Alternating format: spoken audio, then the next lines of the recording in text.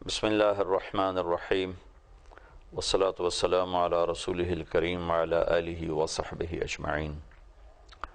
پچھلی دو مجالس میں کچھ گھریلو زندگی کے بارے میں بات کر رہا تھا۔ یہ اتنا لمبا چوڑا مضمون ہے کہ اگر اس پر سارا سال بھی بولا جائے تو اس میں گنجائش بھی موجود ہے اور اس کی ضرورت بھی موجود ہے۔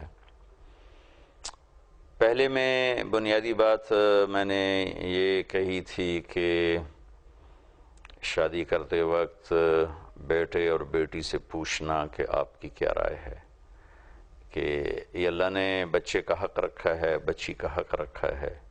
اور عام طور پر ہمارے ملک میں بیٹے تو کچھ اپنی رائے کر لیتے ہیں، لیکن بچیوں سے تو پوچھا بھی نہیں جاتا، ان کو صرف بتایا جاتا ہے۔ حالانکہ ان سے بھی پوچھنا اتنا ہی ضروری ہے جتنا بچے سے پوچھنا ہے۔ تھوڑی سی اس کی بات کی تھی۔ اللہ تعالیٰ اگر ہمیں توفیق دے اور ہم اپنے معاشرتی اور اپنی جو علاقائی بندھن ہیں ان سے اوپر اٹھ کر ہم اللہ کے محبوب کی شریعت کو سامنے رکھتے ہوئے کرنے والے بنے، سوچنے والے بنے۔ میں نے اس میں یہ بھی کہا تھا کہ میرے نبی نے فرمایا کہ میں نے جہاں بھی بیٹی دی پہلے اللہ کی طرف سے حکم آیا، پھر میں نے بیٹی دی، اور جہاں میں نے خود شادی کی پہلے اللہ کا حکم آیا، پھر میں نے وہاں شادی کی۔ جن کو میں نے بچیاں دیں اور جن خواتین سے میں نے شادی کی ان سب کے بارے میں اللہ کا وعدہ ہے کہ سب جنتی ہیں۔ اس کے باوجود آپ نے حضرت فاطمہ رضی اللہ تعالیٰ عنہ سے پوچھا، فاطمہ علی کا رشتہ آیا ہے، تمہاری کیا رائے ہے؟ جب حضرت فاطمہ رضی اللہ تعالیٰ عنہ نے ہاں کی تو اس کے بعد آپ نے جا کر مسجد میں نکاح کی تقریب کا اہتمام فرمایا۔ دوسری مجلس میں نے میاں بیوی کے بنیادی رشتہ بتایا تھا کہ میاں بیوی کا رشتہ اتنا بڑا رشتہ ہے کہ سارے رشتے اس سے جڑے بھی ہوئے ہیں اور جنم بھی لیتے ہیں، اور کسی بھی رشتہ کی وجہ سے اس رشتے کو نہ ٹوٹنا چاہیے نہ کمزور پڑنا چاہیے۔ اور ہمارا جو معاشرتی ماحول ہے اس میں یہ دو رشتے کبھی لڑکے کے ماں باپ کی وجہ سے تباہ ہو رہے ہیں، کبھی لڑکی کے والدین کی وجہ سے تباہ ہو رہے ہیں، کبھی لڑکے کے بھائی بہنوں کی وجہ سے تباہ ہو رہے ہیں، کبھی لڑکی کے رشتہ دار بھائی بہنوں کی وجہ سے تباہ ہو رہے ہیں، اور کبھی آپس میں بد اخلاقی کی وجہ سے تباہ ہو رہے ہیں۔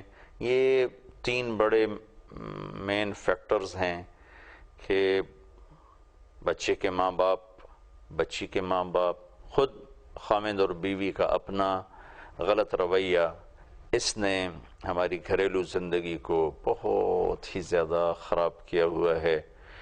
اور میرے عزیزو، زندگی احساسات کا نام ہے، اور احساسات کو جو مجروح کرتا ہے وہاں زندگی ختم ہو جاتی۔ جو احساسات کی قدر کرتا ہے وہاں زندگی پروان چڑھتی ہے۔ اور اللہ کی قسم احساسات سونے چاندی سے پروان نہیں چڑھتے، زربفت ریشم کے کپڑوں سے نہیں پروان چڑھتے، کروڑوں کی گاڑیوں اور کروڑوں کے گھر میں رہ کر وہ پروان نہیں چڑھتے۔ احساسات تو ایک دوسرے کی قدردانی سے، دوسرے کے احساس کی قدر سے احساس پروان چڑھتا ہے، اور جب کسی سے کے احساس کو توڑا جاتا ہے، زخمی کیا جاتا ہے، تو اس کی زندگی ختم ہو جاتی۔ پچھلے سال ایک کروڑوں پتی بلکہ اربوں پتی صاحب کی بیگم مجھ سے ملی اور بیٹھتے ہی رونا شروع کر دیا۔ ہوتا ہے آدمی پہلے اپنا دکھڑا سناتا ہے پھر روتا ہے، وہ روئی پہلے اور بات بعد میں کی کہ مولانا میں یہ اربوں روپے اور یہ ہیرے کے سیٹ اور یہ لاکھوں کے جوڑے میں ان کو آگ لگاؤں؟ میرے خامند کا رویہ میرے ساتھ ٹھیک نہیں، اس قبول ہی میرے ساتھ ٹھیک نہیں ہے۔ تو اب اس کو سب کچھ میسر ہے، لیکن وہ چیز جو اس کے احساسات کو پروان چڑھا ہے وہ اسے میسر نہیں ہے۔ وہ خامند کا میٹھا بول ہے، خامند کا میٹھا رویہ ہے۔ ایسے ہی کئی مرد ملے کہ جی تلخ ہو گئی ہے زندگی، کہ تھک کر گھر جاتے ہیں تو مسکراتے چہرے کی بجائے ہمیشہ نفرت بھرا چہرہ ملتا ہے، تانے ملتے ہیں، جلی کٹی باتیں سننے کو ملتی ہیں، جی چاہتا ہے گھر چھوڑ کے کہیں نکل جائیں۔ یہ جان بین سے یہ دیکھنے میں آ رہا ہے، ہو بھی رہا ہے۔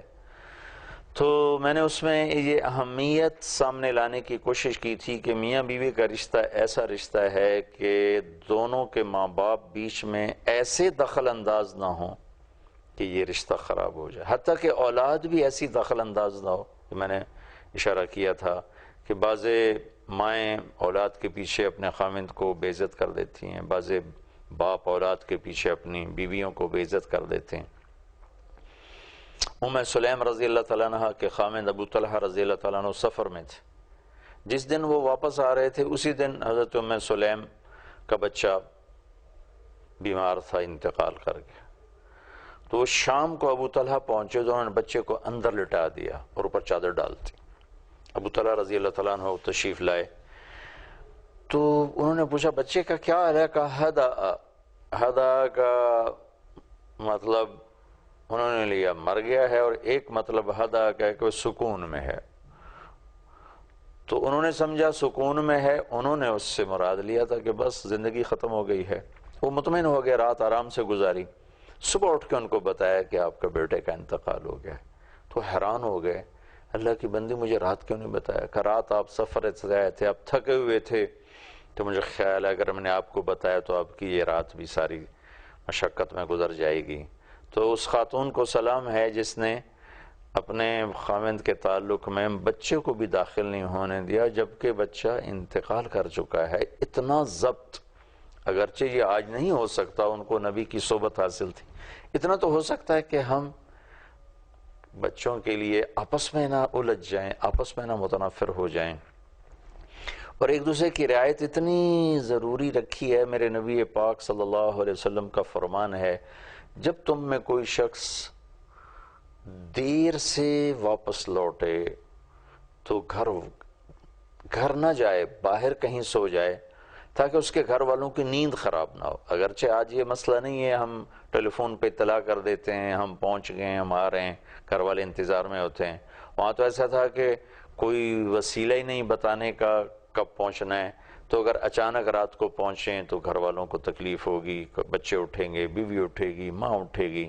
تو میں قربان جاؤں اللہ کے محبوب کے خوبصورت طریقوں پر کہ آپ نے فرمایا کہ اگر دیر ہو جائے، شام ہو جائے تو گھر نہ جاؤ، رات کہیں باہر سو جاؤ۔ ساری زندگی ہمارے نبی پاک صلی اللہ علیہ وسلم کا یہ معمول تھا کہ آپ جب سفر سے واپس آتے تھے تو ذوالحلیفہ میں آ کے ٹھہر جاتے تھے، رات وہاں قیام فرماتے، صبح اپنے گھر تشریف لے جاتے تھے۔ اور آپ کی عادت مبارکہ تھی جب آپ مسجد سے گھر تشریف لاتے اور دیر ہو چکی ہوتی تھی تو آپ کی عادت تھی سلام کرنے کی، تو جب آپ گھر میں داخل ہوتے تو اتنی آواز میں سلام کہتے کہ جاگنے والا سن لیتا اور سونے والے کی آنکھ نہیں کھلتی تھی۔ یہ رعایت ہمیں اللہ کے نبی نے سکھائی ہے، اللہ کے نبی نے بتلائی ہے۔ تو یہ رشتہ اس وقت بہت کمزور ہو چکا ہے، اور جب کسی گھر کی بنیاد ہل جائے تو ساری عمارت اوپر دراڑیں پڑ جاتی۔ تو میاں بیوی کا رشتہ ایک بنیاد ہے، اگر اس میں دراڑ پڑے گی تو پوری عمارت ہل کے رہ جائے گی۔ تو جو ساتھ کے رشتے ہیں وہ اس بنیاد کو مضبوط بنانے کی کوشش تو کریں، اس کو اکھاڑنے کی کوشش نہ کریں کہ ہمارے دیش میں یہ سب کچھ ہو رہا ہے اور میں بڑے درد سے یہ بات کہہ رہا ہوں۔ اس کی اہمیت کو سامنے رکھتے ہوئے اور دیکھتے ہوئے میں اس مضمون کو، اب تیسری نشست ہے، میں اس کو بیان کر رہا ہوں کہ ہمیں اس بنیاد کو مضبوط کرنا ہے، آپس کی محبت کو پروان چڑھانا ہے کہ اس سے آگے سارے رشتے جنم لیتے ہیں۔ کھٹپٹ تو ہر جگہ ہوتی ہے، کہاں نہیں ہوتی۔ جب کوئی کھٹپٹ ہو تو آج کل کیا ہوتا ہے کہ بچے کے والدین اپنے بیٹے کی سائیڈ لیتے ہیں، بچی کے والدین اپنی بیٹی کی سائیڈ لیتے ہیں، ادھر سے وہ بھڑکاتے ہیں، ادھر سے وہ بھڑکاتے ہیں۔ کبھی ناراضگیاں ہو کہ سالوں بچی گھر بیٹھی ہے، لینے والے کہہ رہے ہیں آوے گی تو آپے آوے، اسی نہیں لین جانا، وہ کہہ رہے ہیں لینے آئیں گے تو ہم بھیجیں گے، ہم نے نہیں بھیجنا۔ حالانکہ اس وقت بڑوں کا کردار ہے کہ اس معاملے کو سلجھایا جائے، نہ کہ الجھایا جائے۔ میرے نبی پاک صلی اللہ تعالی علیہ وسلم نے کیا کردار ادا کیا سسر بن کے؟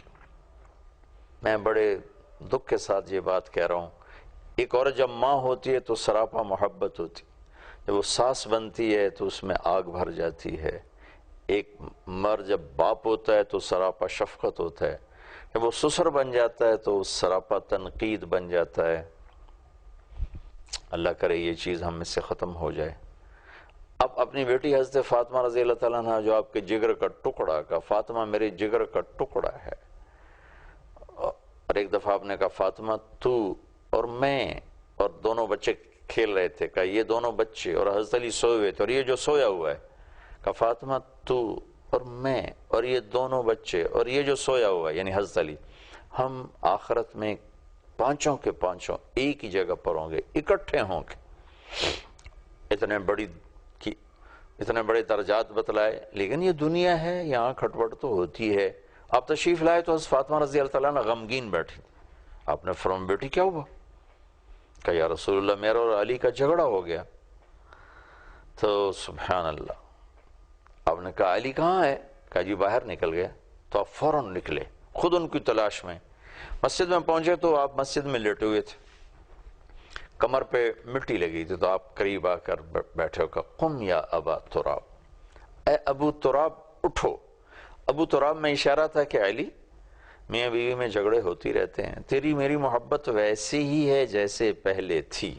یہ ابو تراب آپ کو ٹائٹل ملا، اور آپ فرمایا کرتے تھے جناب حضرت علی رضی اللہ تعالیٰ عنہ کہ پوری دنیا کے ملنے سے زیادہ محبوب ہے میرے نبی سے مجھے یہ لقب ملنا ابو تراب۔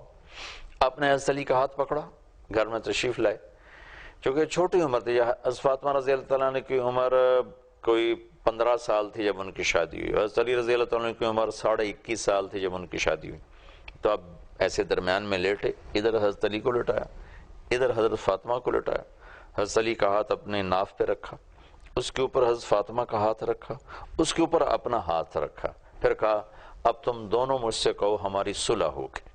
تو دونوں سے کہلوایا کہ ہماری صلح ہو گئی۔ پھر آپ اٹھے بڑے خوش اتنے خوش تھے کہ چہرہ چمک رہا تھا۔ تو صحابہ نے عرض کیا یا رسول اللہ آج آپ بڑے خوش نظر آ رہے ہیں۔ فرمایا کیوں نہ خوش ہوں، میں علی و فاطمہ کی صلح کرا کے آ رہا ہوں۔ یہ ہے بڑوں کا کردار جب کوئی کھٹپٹ ہو جائے۔